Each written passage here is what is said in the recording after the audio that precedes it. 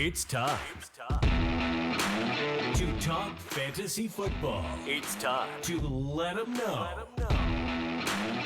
Where you let us crunch the numbers while you crush the competition. So grab your playbooks and crack a cold one, because here's your hosts, TeeK and Baney. Hey guys, welcome back to the Let 'em Know podcast, episode 9, and boy do we got a treat for you.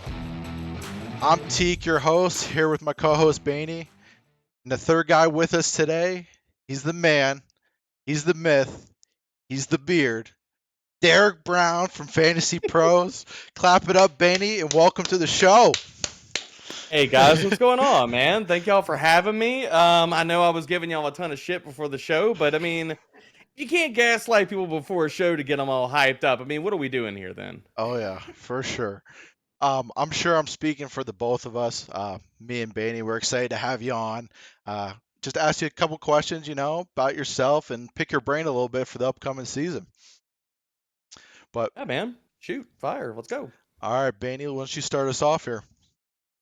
Awesome, yeah. I think we're just gonna kick it off with a couple icebreakers, get to know you, and then talk ball, man. Talk Like favorite stats. first date, favorite colors, No, I'm wearing that you can't see below the belt right now. Like, where are we going with this? no, hopefully, definitely not that. We're going, I mean, icebreakers, man. Feel like, just trying to get to know each other here. so we know your passion, football. Obviously, it's why we're here. But you love you some music, man. And I want to know, what are you jamming when you're crunching the numbers? What are you Oh. getting down to? So, one of probably my favorite metal band of all time is in the constant rotation. So that's Killswitch Engage. If people don't know it, that's fine. But it's all good. I actually have their lyrics, 2 or 3 lyrics like tattooed on me. But if it's not them, I'll go in the Wayback Machine here for a second.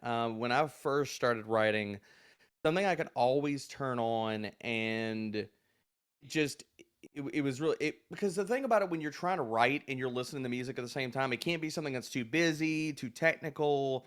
Can't listen to like gent metal and stuff. It's like like I can't do it because then like I'm trying to write and then like focus goes to the music.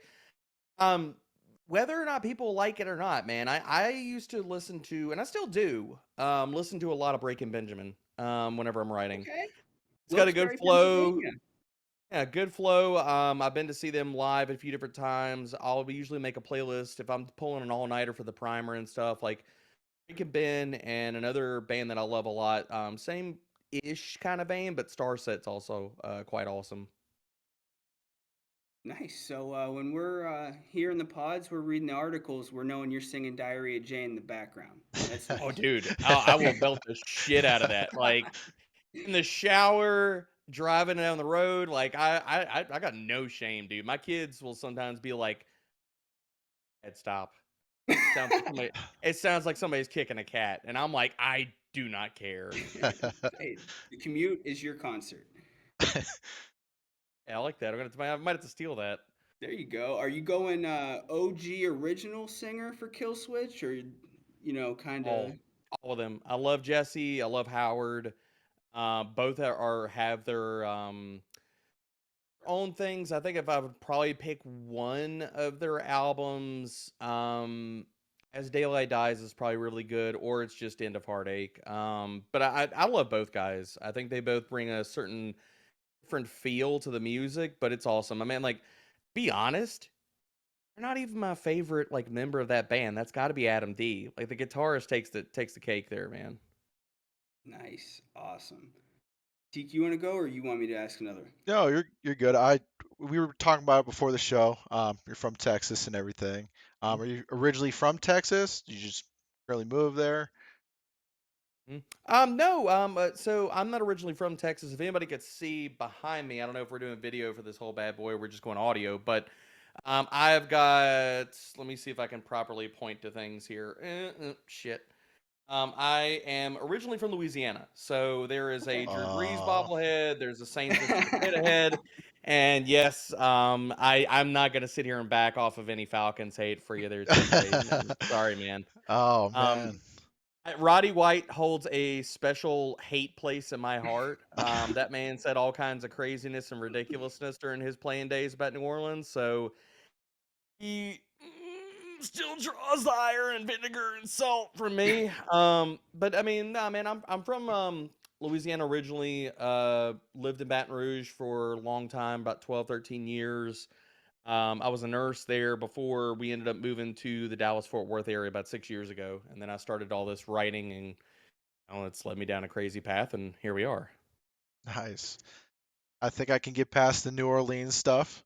Man, if For, you can, it's fine. I mean, for the, we can fight about it all night. I'm here for it. I'll get past it. You know, I can't really talk much because Falcons haven't done anything since 16. So that Need a terrible, quarterback terrible so Super bad, Bowl. dude. Yeah. But yeah, Benny, if you want to keep it going here, and then we'll get into some football stuff. I know that's what we're here for, the meat and potatoes of it all.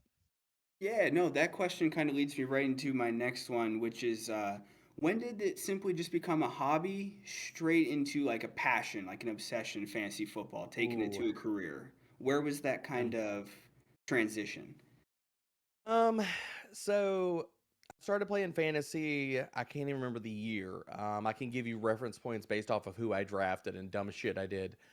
I traded away Doug Martin in his rookie season, middle of the year. That was a lot of fun. If anybody was, old enough to remember how he went on a banger stretch and like won people leagues that year. But that was my first year playing fantasy and got into it early, man. And like, one of my high school buddies went to college and stuff like that, got me into a league with some old college friends. And from there, I just started getting into a few more leagues and I got my wife into it. And then we started family leagues and stuff like that. And it wasn't until we were fully ingrained, man. Like we used to have the draft parties at our house and stuff like that. We would have, I mean, my brother-in-law, father-in-law, everybody was up in a family league and stuff. And we moved to Texas about 6, 7 years ago. And honestly, just came about. I was just like, I love fantasy so damn much. I was so obsessed with it. Couldn't get enough of it. And honestly, I was like, once we moved, I was just like, man, I was like, I got all this free time. Like, I have friends here and stuff. And, everybody's got hobbies and things. And I was like, I need something to do with this free time, man. So drove to the local Best Buy, bought the cheapest, shittiest Chromebook I could possibly find, which I actually still wrote on that until about 2 years ago when I went to FantasyPros. Funny enough, that thing's still actually in a bag under my feet right now. But the crappiest Chromebook I could find that I could afford, and reached out to some guys. Actually, it was Anthony Servino and Michael Hoff who run the Haydenhurst Mental Health Podathon yearly. And I was just like, man, like, how do you get into doing this? How do you get into writing? Like, what does it look like? And one thing led to another, man. I bounced around to a lot of different sites over the years. And it wasn't until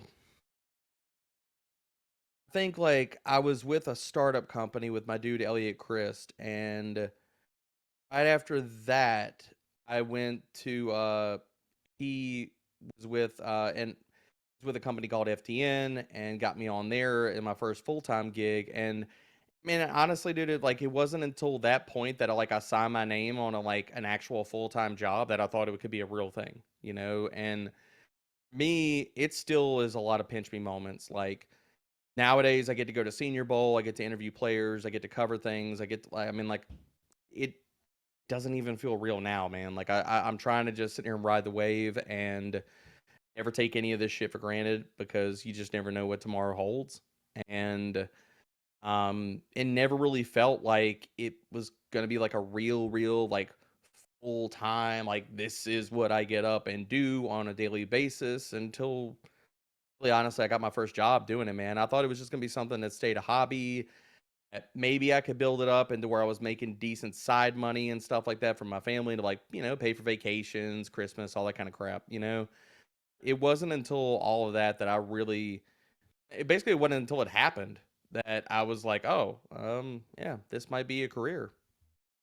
Yeah, just to That's awesome. just to piggyback off that, for guys aspiring to be fantasy writers, fantasy Mhm. podcasters, early advice you have for them to get them going at all? Yeah, man. I mean, look, everybody's got to carve their own path and all of this, and everybody comes up with all this cliche bullshit about like, oh, like try to do something that people haven't done. Well, that's really damn hard nowadays. So the way that I look at it is, and the only way I can impart to people is the way that I approached it. And I'm not going to tell you that that's perfect, that's right, or whatever. But take what you will from it. Like my whole approach with all of it was keep trying to grind and keep trying to write and keep trying to get to different sites to get my articles or my name or some combination of all those things in front of a larger audience. And in the process of that, I wanted to either make myself so niche or multiple in the skills that I had at future employer, like if that ever happened or came down the pipe, couldn't say really bring anything to me and say, "Hey, could you do this?" and would get a no out of me. Like, can you write a dynasty article? Yes. Can you write an NFL draft article? Can you watch player film? Yes, yes, yes, yes. Can you do best ball? Yes. Can you do all these different things? And along the lines, like learned all different other types of skills, like I'm sure you guys have as well. You watch YouTube videos about how to, edit audio, how to edit video, how to do all these different things. I've even been a part-time editor. I've like been a social media manager in the process. Like you wear a lot of different hats, and best thing I can tell people, if you're trying to get into this space, you're trying to make this possibly a career, is and it's really just two things. Try to add as many skills as you possibly can along the way. Be yourself.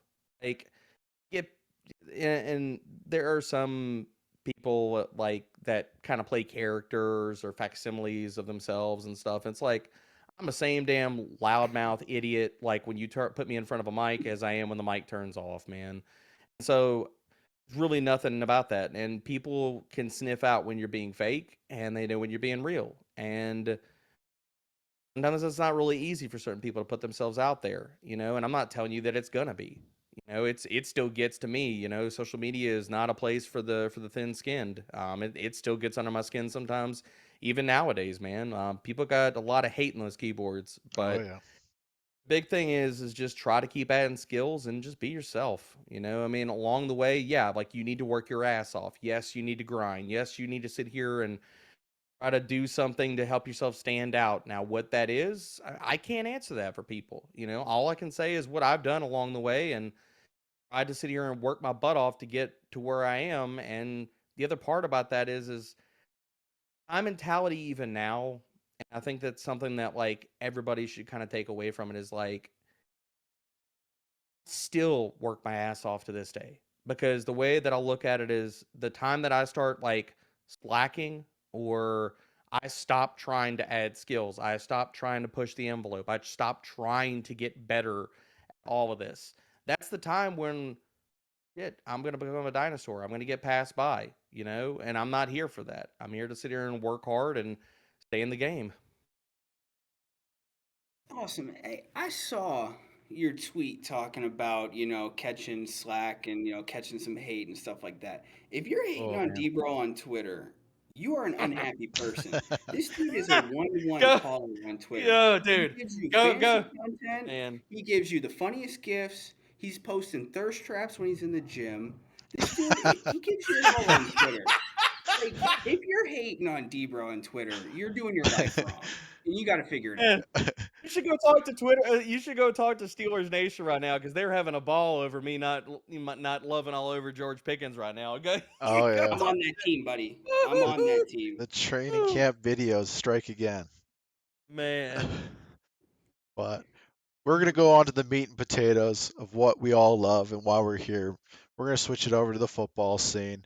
We'll let Baney kick it off here. Just a couple questions that we had, a mixture of our community had as well, and we'll just kick it underway right there. Yeah, so we'll start off with like the metrics and the stats of it. I mean, you can attest to this. I mean, you see all the numbers probably till you're dizzy and blue in the face. So, how do you decide what is like relevant, like useful, and what stats are just flat out fluff? Like, what's just like push this to the side? It really doesn't tell a true story. What like do you gravitate towards? It's a little bit different for every position. I think if you're looking just for receiving, a lot of this stuff comes back to what we've seen with either correlations, and there are really good articles out there. Hayden Winks wrote a really good article about which wide receiver stats that matter. You can go Google that and pull that up over on Underblog. It's a really good one, as well as doing this for long enough and seeing other people, because I am not an R guy. I'm going to take classes on that, but I'm not that yet. So when reading other people's work about correlations to fantasy output, um, and other things that have been done previously in the space have kind of helped as far as like not all the way kind of hone like what stats I look at on a daily basis. But for me, it all kind of comes back to the crux of efficiency. And it's like if you could be efficient with snaps that you're given, the workload that you got, the plays that you when you are on the field. And to me, efficiency breeds more playing time, efficiency breeds more targets, efficiency breeds production. So if you're an efficient player, and however we want to parse that out, like you're extremely accurate as a quarterback, you're accurate at all parts of the field or the deep ball and stuff like that.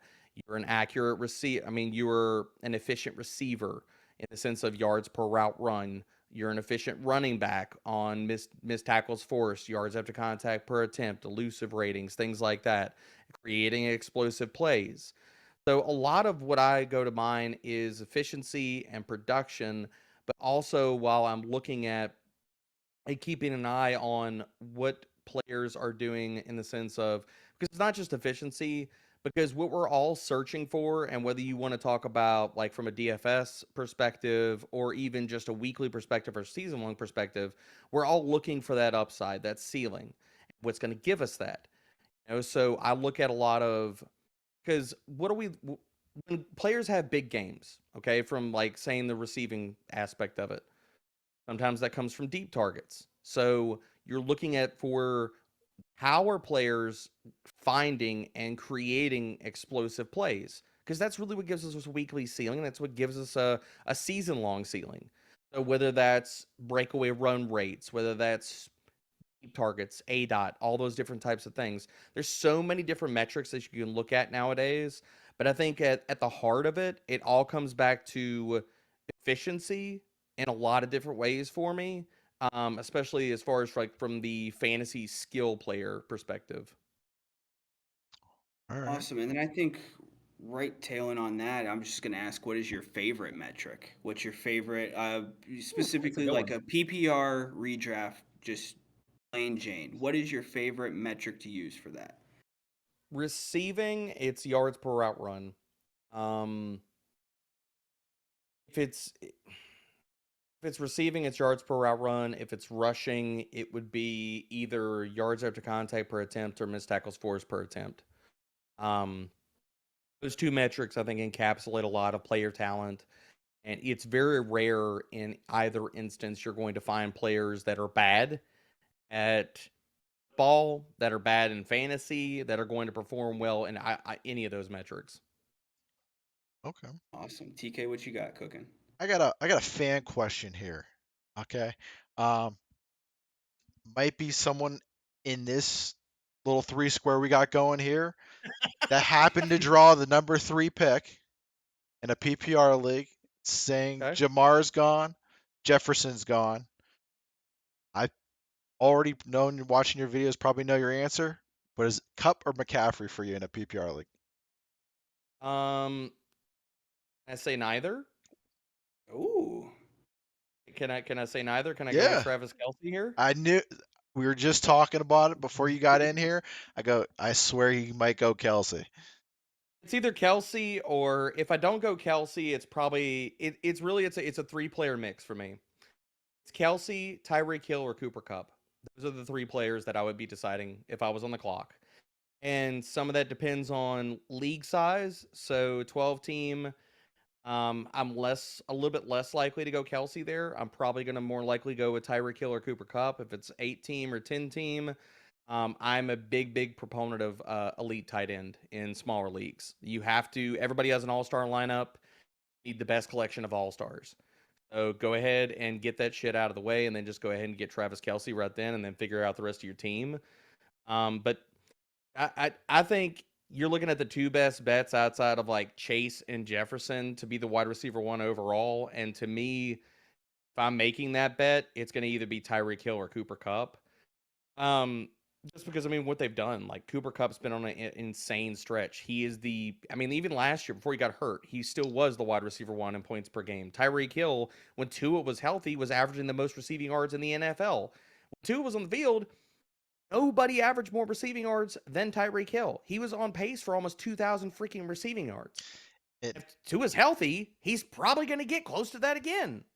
Does that scare you though? Tua's health.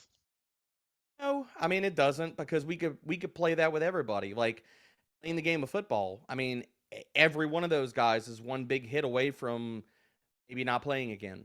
I mean, or lost for the season. I remember. I'm old enough, guys, when I remember we had the same kind of questions for Brandon Cooks. Like, one more concussion and he's out of the league. He ain't never playing again. And what's happened since? Brandon Cooks has been concussion-free, and he plays freaking wide receiver.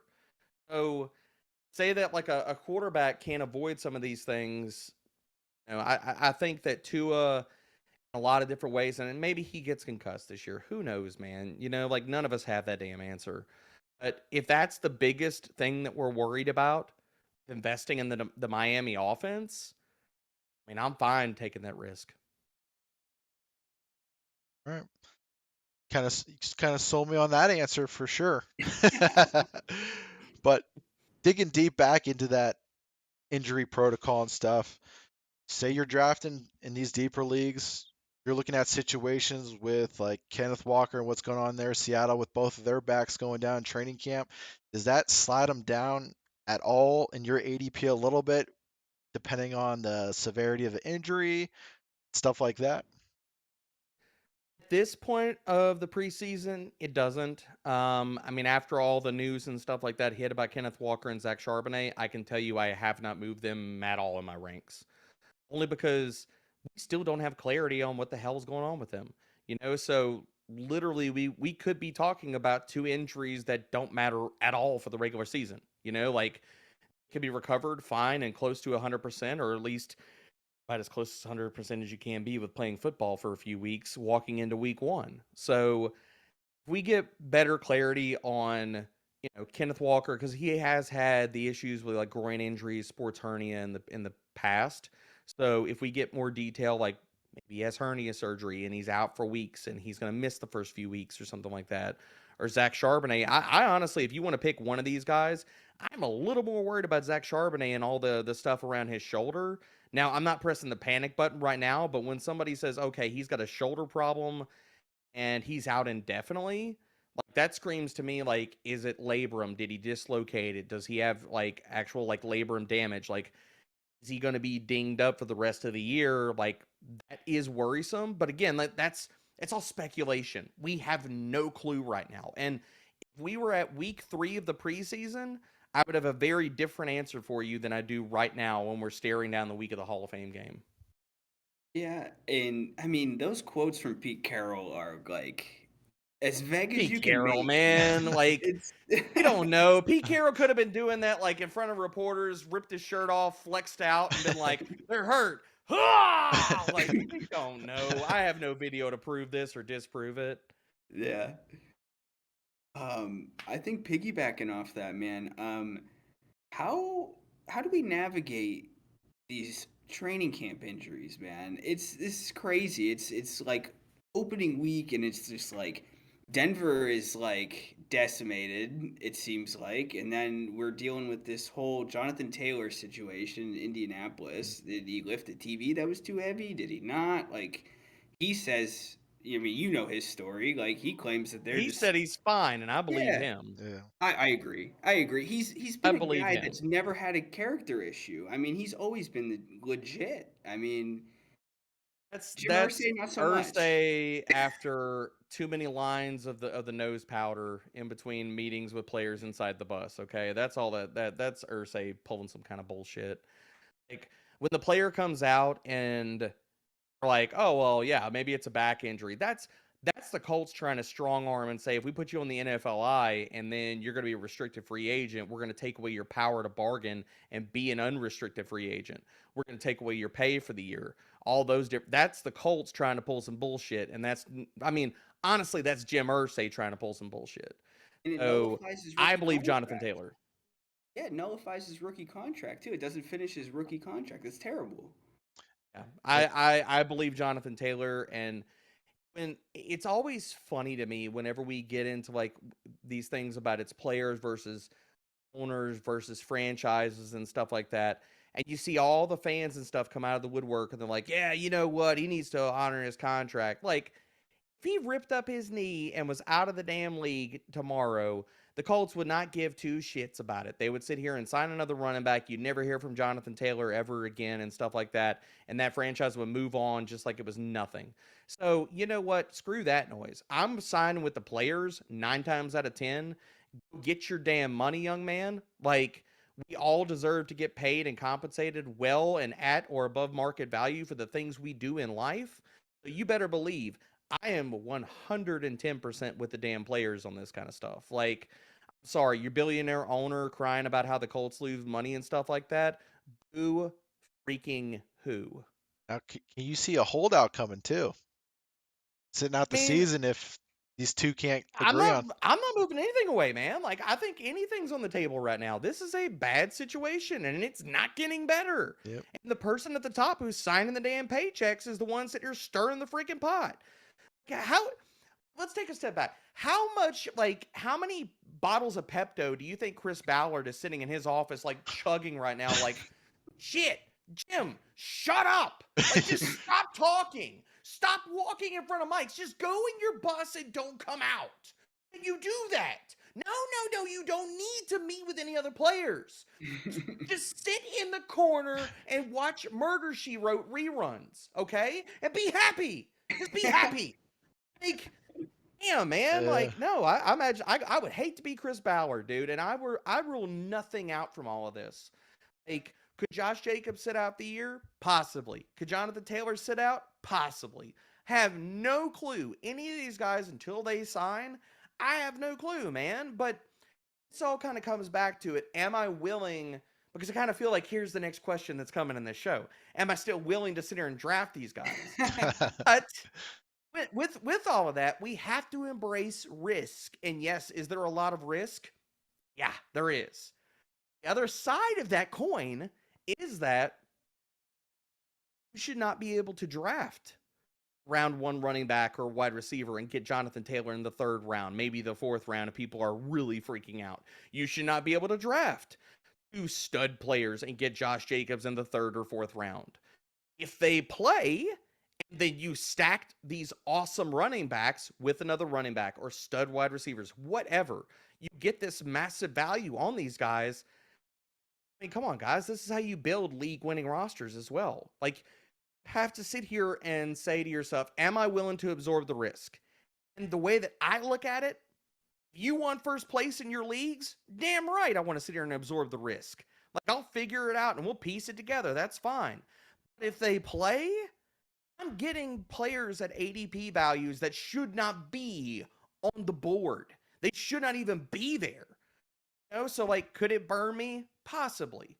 The other side of it is I'm looking at that risk and I'm looking at that upside and I'm like, I mean, we got to risk it for the biscuit, fellas. You want first place. If you ain't first, you last. So give me the first place risk. I agree. Can't guys like that with that kind of talent, it's hard to pass up, especially later on if you're picking that late down the line. And Yeah, if we're you're not talking about Ezekiel Elliott holding out. yeah, Like, we're not talking about 2 dusty schmoes. Like, we're talking about 2 guys that are legit top 5, probably top 5 running backs, top 10 running backs if they play. You know, so it'd be a very, very different conversation if we were talking about some aged, rusty, crusty veteran, but we're not. absolutely. And I know I'm sure me and Baney watch a lot of YouTube videos as well. revolving my next question here. The ADP guys, the sleepers in the draft. I feel like we already know one that you're going to, especially in PPR. We've seen you draft them in a bunch of mock drafts. Who's your main guy in those lower ADPs that you're willing to maybe reach up a round to grab? How low are we talking here? I need a threshold. Like, are you going outside the top low can you go? 100? How What low what what, can what you are we doing go? here? How low is How low are James you Cook pushing me, gonna TK? cost you? Oh man, there we go. That's the answer to the test question. No, I mean, those guys that are outside the top 90 and stuff like that, like James Cook is definitely on that list, man. I love James Cook this year, and I just don't understand why I get so much freaking pushback every single time I say the truth and call him discount Jahmyr Gibbs. Is he a first round pick in the NFL draft? No, I'm not saying that. If you look at their two situations, tell me what in the hell is different. Two running backs that are a little more slight in build. Two running backs that we have red zone opportunity concerns. Two running backs that are going to have to sit here and make their hay by explosive plays. Two running backs that are really good in the passing game. Oh, and they're in really, really damn good offenses. And they both have worries about who is going to get the red zone touches, who's going to get the red zone carries, are they involved enough in that or not? People sit here and just talk themselves out of those worries with Jahmyr Gibbs, but they throw it all on James Cook and say, well, yeah, he's got all those worries, but Jahmyr Gibbs is drafted in the first round. He ain't going to have to deal with that. What? Like, so I will happily take discount Jahmyr Gibbs anytime that I can get him in drafts. James Cook is just, I mean, I'm not going to say it's an auto pick because looking at that part of the draft and I'm like, well, I mean, there's a lot of other players that I like at that part of the draft. He's not going in that. I'm pulling up FantasyPros ADP because my ranks are hot sauce here. So players are not going to be around where they usually are. But if we're looking at ADP about like guys that are in that 90 to 100 range, I'm pulling up the list here. Guys that I love, yeah, James Cook is definitely one. Poor Deontay Johnson, he is going above this range now. You love it, but you hate to see it as well. I don't understand. Well, I do understand it, but I'm going to keep drafting Alvin Kamara as much as he is going to be in this range. Once he's back, he is definitively going to be their lead back. And yes, I get that he slowed down. I wrote this up the entire last year in the primer. But he was still really good in the passing game. His offense is going to be better. He's got touchdown regression that's baked in because if you look even at the percentage of red zone carries that he got last year, it was in the 40s. I want to say like 48%. The year before that, it was 61%. So we got touchdown regression that's primed to hit him. So staying on the running back position, probably a lot of James Cook, Alvin Kamara when he falls. Rashad Penny is another guy that I have a ton of interest in. I mean, just really good offense. And you're talking about a guy that when he is on the NFL field, he is legitimately one of the best running backs in the NFL. And nobody can tell me otherwise because his tackle breaking efficiency is otherworldly. His tackle breaking efficiency, like honestly, like over the last 2 years, puts Nick Chubb to shame. The problem is he just can't stay healthy. Now, inside of an Eagles offense, which we just saw what Miles Sanders did, top 24 running back, why the hell can't Rashad Penny do the same thing? Oh, he doesn't catch passes. Well, shit. Miles Sanders didn't catch passes last year in the Eagles offense either. Didn't stop him. Didn't stop him from having top 10 in red zone touches. Didn't stop him from gobbling up touchdowns and finishes a top 24 back. So if Penny is healthy, people can miss me with all this DeAndre Swift nonsense because he's not going to get targets. He's not going to get checkdowns. That's not how this offense works. Jalen Hurts is not going to do that because if he sees an opportunity, he's going to take off freaking running. Other wide receivers that are going in that 80 to 90 possible range, I'm never going to shut up about Jackson Smith and Jigba. I'm just going to keep drafting him and Quentin Johnston. I don't understand why they're that damn low. How many years do we have to see this in a row that rookie wide receivers are incredibly awesome bets to make? And these two guys are only going as low as they're going, and toss Zay Flowers into that mix. You can even add Jordan Addison to that mix because on FantasyPros ADP, he's at 86. Addison in best ball circles goes a lot higher, like in the 60s. So, we'll see how his ADP shakes out for home league drafts. Specifically for Zay Flowers, Quentin Johnston, and Jackson Smith and Jigba, they're all guys that go in the wide receiver 3 and wide receiver 4 territory. And they're only going there because stink on this draft class. Everybody's like, this draft class is not that good. Next year's draft class is the draft class. This ain't the draft class. But the people say that shit about every draft class. It's like they hype it up to hell and back, and then when he gets here, they're like, well, it was gonna be better, but it's not. But we'll see. That's just how it goes nowadays. But with these guys, they got the draft pedigree. They went in the first round. They both landed, all three of them landed on really good offenses. Baltimore is going to throw more. They're going to be a better offense this year. And the only thing that is pushing them down is we don't know if they're going to earn targets. We don't know if they're going to earn enough targets. Oh, there's other popular players or talented players in their passing attacks. I'll throw this to you guys, and I really want y'all to sit here and explain this to me like I'm 5, because I need somebody to help me kind of make sense out of this.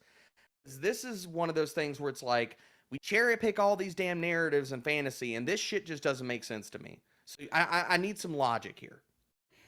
How in the ever-loving hell do we not have Zay Flowers and Quentin Johnston, especially those two guys, pushed up in ADP any more than they are? And the first thing out of people's mouths when you talk about the Ravens offense and the Chargers offense, well, I don't want to draft Keenan Allen and Mike Williams. They can't stay healthy. Well, Odell Beckham can't stay healthy. Well, Rashad Bateman's always banged up. Then why in the hell are these guys wide receiver 4s? If you're going to sit here and tell me you don't want to draft these other wide receivers because they can't stay healthy, then why are you not drafting the first round wide receivers that were drafted by these teams? You should be exceptionally through the moon, because then you should be like, well, those receivers can't stay healthy, so Quentin Johnston's going to get all the freaking targets. Those receivers can't stay healthy. Zay Flowers is going to get all the targets. How does that make any sense, guys? For me, So, go ahead, go Benny. ahead. You go. Now you go. So I don't get it. for back into where you like Jackson Smith as well, I'm hearing the same thing coming out of there, that they might go to air raid offense. So if they're going to air raid offense, because They're gonna throw the ball a shit ton this year. so Let's get that out of the way. exactly. So Jackson Smith should be moving up in your ADP then as well, with Zay Flowers and the other wide receivers as well. So that's how I look at it. I already was high on Zay Flowers as it is, with Quentin Johnston as well. That they're going to air it out in LA constantly, and with Keenan Allen, he's not really that injury prone. Probably this is his first time getting injured, I think, in couple years, minor stuff. TK, he's not injury prone. So We'll just make that shit up. I swear to he's played 15 or more games in each of the last 5 seasons. Where's that injury prone at? I don't see it, man. It's crazy to me. He's been old faithful for me in fantasy for years. So if you're gonna give me Why Keenan are Allen, people not drafting these guys earlier? so I don't know. Why? I feel like we're back to a couple weeks ago when we did our rookie wide receivers podcast, and I mean we literally touched on this. This might be my favorite rookie receiver draft class to draft in fantasy I for love it. the situations that they landed in. Like Zay Flowers might be the only standing wide receiver in Baltimore after week 6. Bateman, Odell, Duvernay,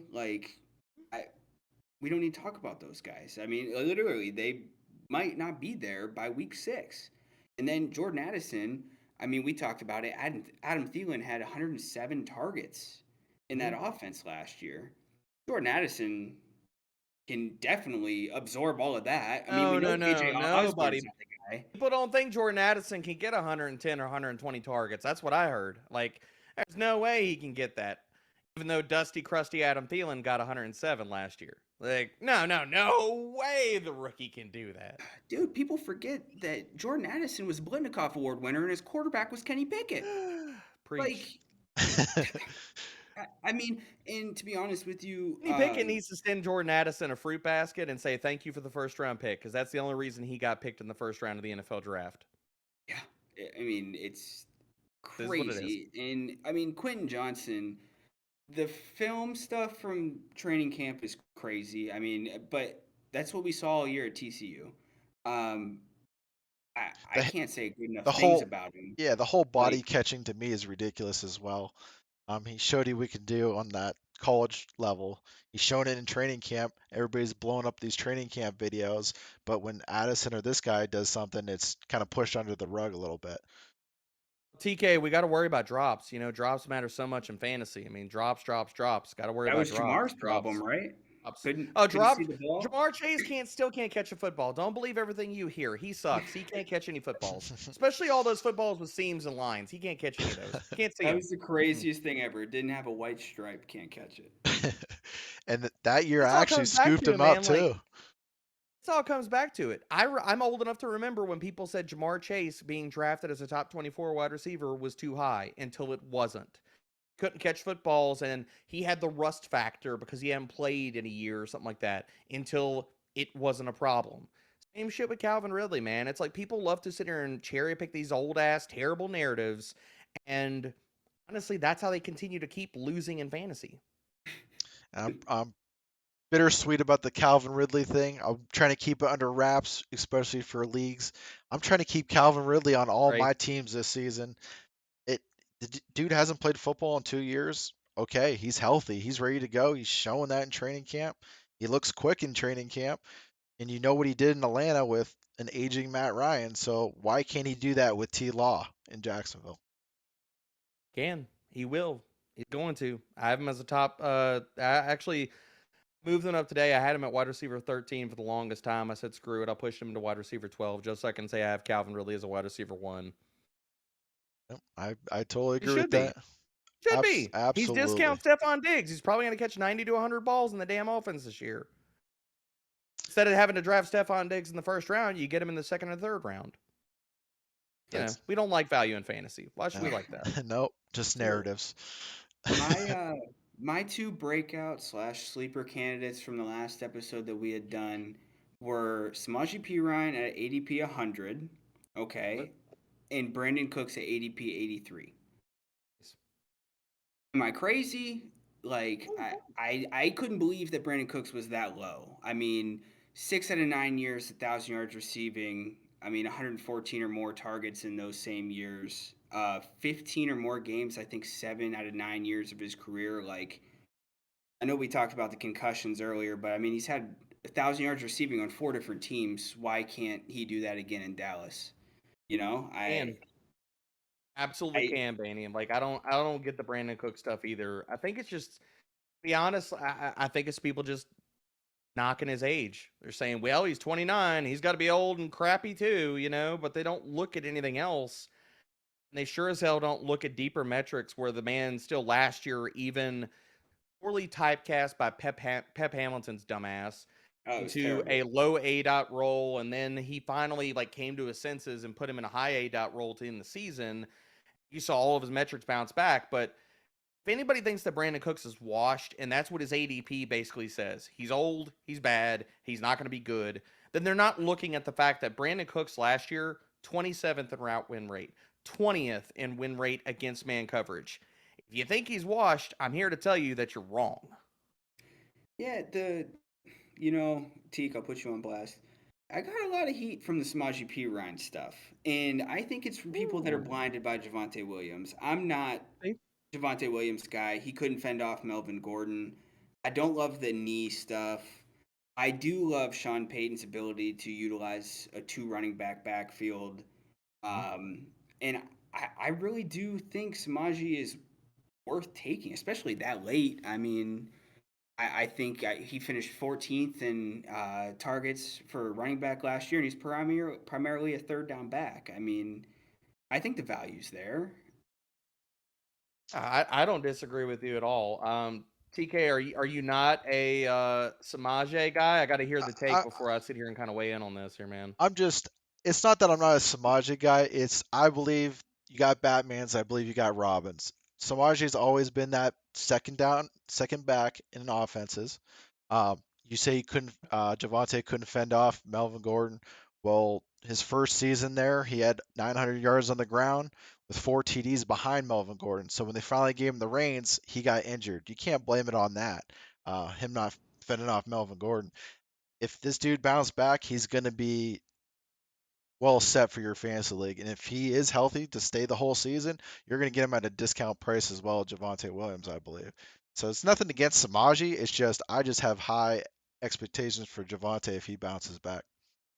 Hello, Javante. If I knew the knee wasn't a problem, I'd be out in the streets sitting here just drafting Javante Williams everywhere. I love him as a talent. Like, he's one of my favorite prospects that's come out in the last few years, man. It's like him, as far as pure rushing talents, Javante, Kenneth Walker, have been two of my favorite guys that have come out in the last like 2 to 3 seasons. And I'm only going to bring this up in just this one stat.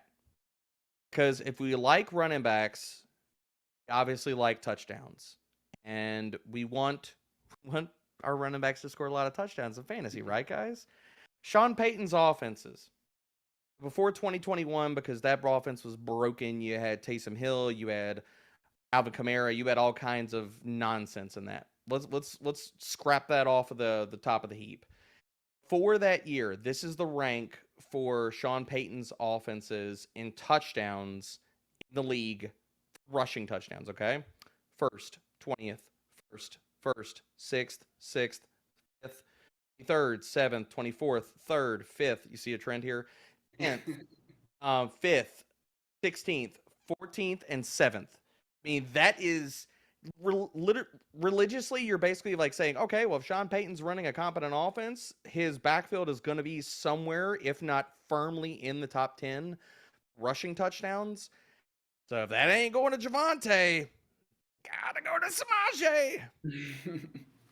Yeah, I agree with you there, but like I said, if Javonte, man, I'm a little biased, okay? You see the You Tar don't have to Heels, twist my arm about Javante. I love so that man, okay?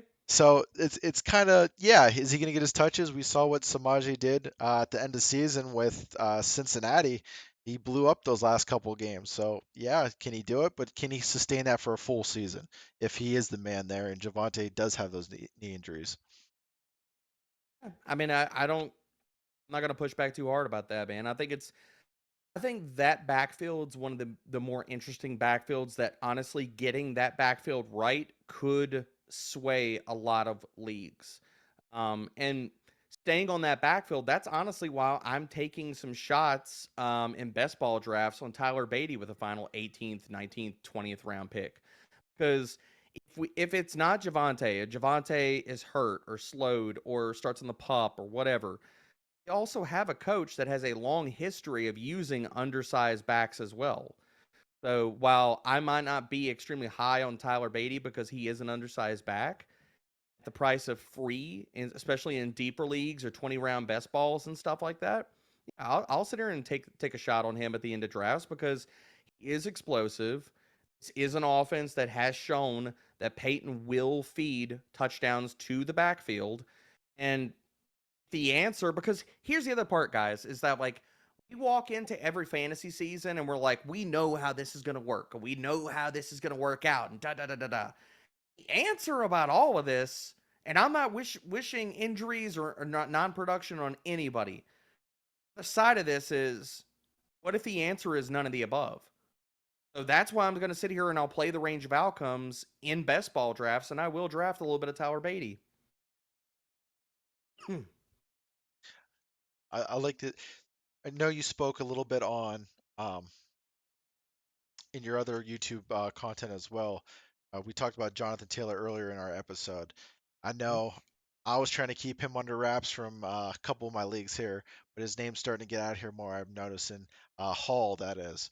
Uh, so I'm seeing it constantly now getting pushed out. So I'm just gonna bring him up as well. It's gonna happen. I believe I don't know if it was you or someone referred to him as the discount McCaffrey. So Man, when that went live, I got lit on fire on social media. so Oh, people did not want to hear that. Oh, so here's the I'm thing. uh, Go ahead. Sorry. no, you're good. I was just gonna say I was trying to keep him under wraps for the end here. Hopefully, there's Taylor finds something out with the Indy and they come to a conclusion here. But if not, that was kind of my pocket guy I was keeping in the back, and now it's kind of out in the open for everybody. talking about it on a podcast. And I love Evan Hull. I've not shut up about Evan Hull ever since I watched his tape before we went to Senior Bowl. And I note that dude is an amazing interview. Super awesome human. Got a chance to talk to him for a while at Senior Bowl. And there's just some players after you talk to him and stuff, you're just like, oh yeah, dude. Like I want to root for this kid. Like I want to see him crush. Like got talent, and you just see. I felt the same way about Damian Pierce when I talked to him at Senior Bowl. He had that dog in him, man, and you see that on the NFL field. But Evan Hull's the same way, man. And I will continually push back against people that say that Evan Hull is not that good. Point to something that shows me that like he's not that good. His testing metrics were at the same level, and yes, social media lit me on fire whenever I compared him against these two guys. But look, if I'm lying, I'm dying here. Okay, if you go stack up the athletic testing measurables, so many different categories for Evan Hull. And the tweet is out there, people. The tweet is out there for both of these guys, okay? If you stack up the athletic testing measurables for Evan Hull against Christian McCaffrey, you're like, oh, wow, what's the difference in these two pictures? Oh, they're the same. If you stack up the athletic testing measurables for Evan Hull versus Bijan Robinson, same conversation, man. Same exact conversation. The thing about it is that Evan Hull didn't go to a helmet college. He didn't go to an SEC college. He didn't go to like, a place that was going to put him in a good spot to get noticed by NFL scouts. Where did he go? He went to freaking Northwestern. What happened at Northwestern? They were total dog water. Basically was the entire freaking offense. And do his tackle breaking metrics over his last season whenever they were able to stack the box on him look great? No. If you go back to 2021, running behind a really piss poor offensive line outside of one lineman who I'm blanking on his name right now, got drafted in the first round this last year. Outside of him, there's nobody there that was any good. Their offensive line was terrible. 2021, that did not stop him from ranking 33rd in breakaway run rate, 23rd in missed tackle forced. And when you look at 2022, Evan Hull led the nation. And let me rewind that. Led the nation in 2022 every running back in receiving yards. He was 16th in PFF receiving grade, 7th in yards per route run. You want guys that are awesome in the passing game, that are good receivers, that have explosive playmaking ability. Evan Hull has all of that, man. Like, he has a 3-down skill set. I can't tell you why the NFL was stupid enough to let him fall in the freaking 5th round. Guy did everything he needed to do. He went to the Senior Bowl. He balled out at the Senior Bowl, crushed it during the game, crushed it in practices. What did he do at the combine? Absolutely lit it on fire. He did everything he needed to do. Yet the NFL let him drop to the 5th round. And I don't know why that happened. Yeah, I'm surely going to sit here and continue to pound the table for Evan Hull because he is a very talented running back. If Jonathan Taylor doesn't play, Evan Hull is going to be one of the best value picks in fantasy this year because I'm not worried about Deion Jackson.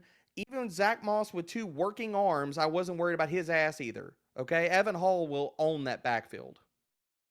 Let's keep the vibes rolling. You taking him or Roshan? Okay, hold up. In this fictitious fictitious scenario, is Jonathan Taylor playing or is he not? Nope. Not playing? Evan Hull. I will take Evan Hull over Roshan. Not even close. Evan Hull pre-draft was my RB. I want to say Evan Hull was my RB3 pre-draft before we had draft capital. And everybody's like, oh, whatever, you're just doing it for takes. And I'm like, look at his stats. Look at the 3-down skill set. I'm not doing this just for shits and giggles.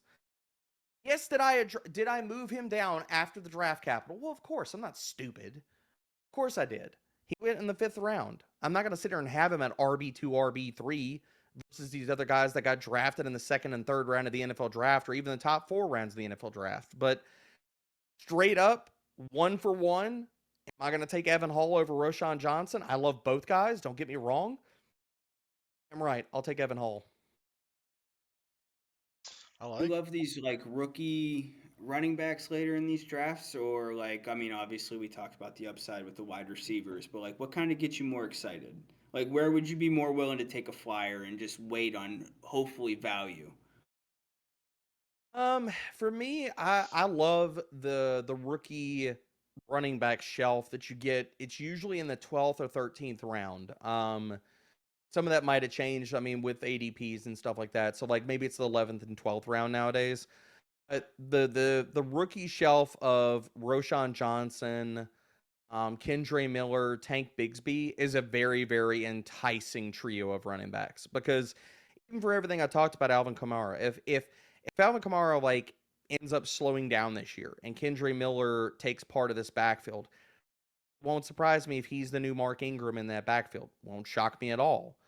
If Roshan takes over that backfield, won't shock me at all. I think that everything that the Bears have done this offseason has screamed that they're going to move to more of an inside zones gap scheme run concepts and get away from the outside zone stuff that was better for David Montgomery and Khalil Herbert.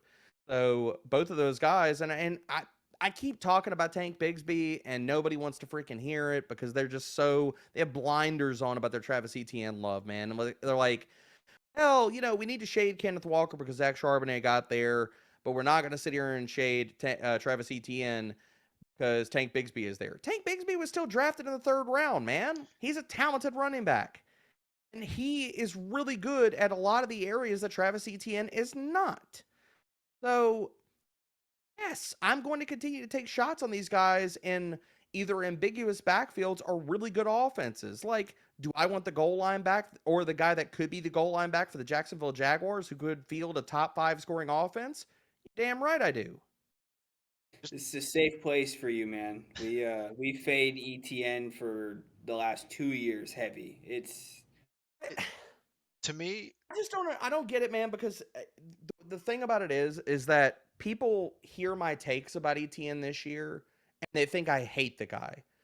I'm like, will y'all please rewind to last year? I was the person out here telling everybody to draft ETN, James Robinson, and everybody's telling me, oh, well, James Robinson's going to be the guy. And I'm like, no, it's going to be Etienne. And then James Robinson's slowing down as the season goes along. And I'm like, go trade for Travis Etienne. He's going to be a league winner. And this year, just because we have new information and my takes are different this year, and it's not that I hate the player, but we have new information, and people are like, well, it's because you hate Travis Etienne. I'm like, no, go check the damn receipts. I was telling your dumbasses to sit here and draft him and trade for him last year.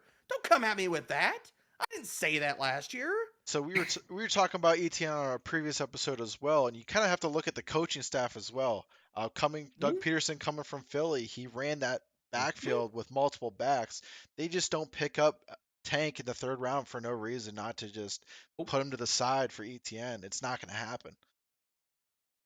I agree. And I remember TK, Baney, like I remember when we all remember, since we're going down Narrative Street, we're all dancing down Narrative Street right now. Do we all remember when the whole thing was, well, we don't want to invest into Doug Peterson's RBBC? Like, that was a thing for a long time for good reason. But 1 year of Travis Etienne operating as the bell cow. Oh, wait, he didn't do that for the entire season. Interesting. Weird. It's like that could come back to haunt him. People forget about it, man. People forget about it. They see one stretch run of Travis Etienne operating as the bell cow because Jacksonville didn't have anybody else that they were comfortable with to split the work. There is a way, and it's in the range of outcomes that Travis Etienne falls back into what happened to Open last year. He got 12 to 14 touches, split the work straight down the middle with James Robinson. That can happen this year. Tank Bigsby. People don't want to hear that. I think people also forget the other names that are there too. I mean, Hasty is there, and then Dearness Johnson's there. I mean, Dearness Johnson has good tape out there. Honestly, He does. I won't hear any disagreements about me, but Travis Etienne, their stands and stuff, like his fan crew has got the biggest set of blinders on. They're like, not seeing anything. Not seeing anything outside of Travis Etienne love. That's the only thing I see right now. It's just tough. I mean, fighting narratives and fighting the actual what you see. It's battling people like you said on social, and when it happens, it's kind of nice to sit back and just enjoy what you spoke into existence a little bit. But that will wrap up this episode. Again, D-Bro, we thank you for stopping by with us, man, and chopping it up with us. We do appreciate it. If you want to check out D-Bro, he's on YouTube as well with the Fantasy Pros. His handle is on the screen as well, and it will be in the bio if you want to check him out on Twitter for those thirst traps as well. So go on there, give him a follow. But we'll catch you guys on the next one. We appreciate you guys stopping by. Thank you for listening to another episode of the Let 'Em Know Fantasy Football Podcast. I got a Join our question for you, community and follow us on I all didn't mean to socials, talk or over keep you. up with the episodes on YouTube, Spotify, or Apple Podcasts. Okay, can I talk or give me the You're one? good. You're good.